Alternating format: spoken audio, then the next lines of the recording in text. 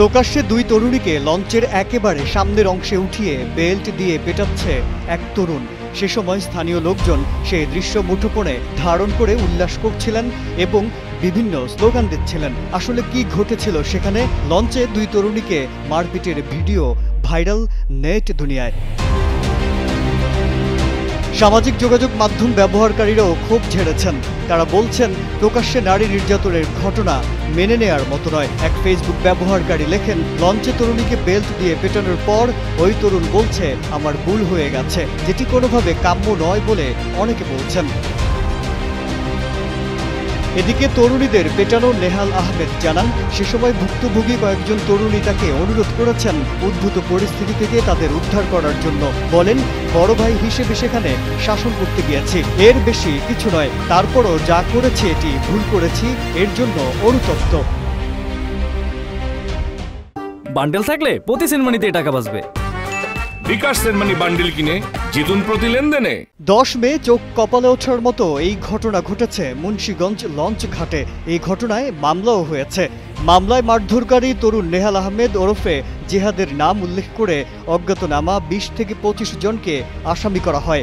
এ বিষয়ে মুন্সিগঞ্জ সদর থানার ওসি সাইফুল আলম বলেন, মুন্সিগঞ্জ লঞ্চ ঘাটে এমবি ক্যাপ্টেন লঞ্চে আক্রমণের ঘটনায় মুন্সিগঞ্জ থানায় নিয়মিত মামলা রেকর্ড করা হয়েছে। মামলায় ভিকটিম বা লঞ্চের মালিক পক্ষের সাথে যোগাযোগ করেও কেউ বাদী হতে চায় নাই। এ কারণে নৌ পুলিশের সাব ইন্সপেক্টর বাদী হয়ে মামলা করে।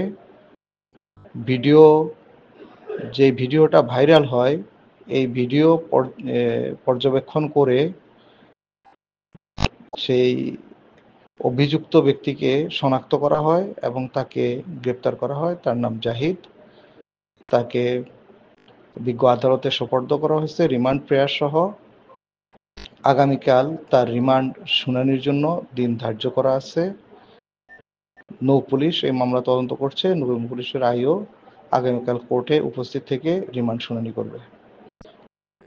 অন্যান্য তথ্য প্রমাণ এবং সাক্ষ্য প্রমাণ সংগ্রহ করে এই ঘটনার সাথে অন্য যারা জড়িত আছে তাদেরকে গ্রেপ্তারের প্রচেষ্টা অব্যাহত আছে।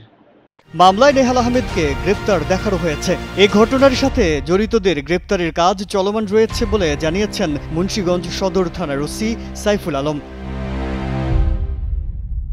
মাজহারুল আলম, কালের কণ্ঠ।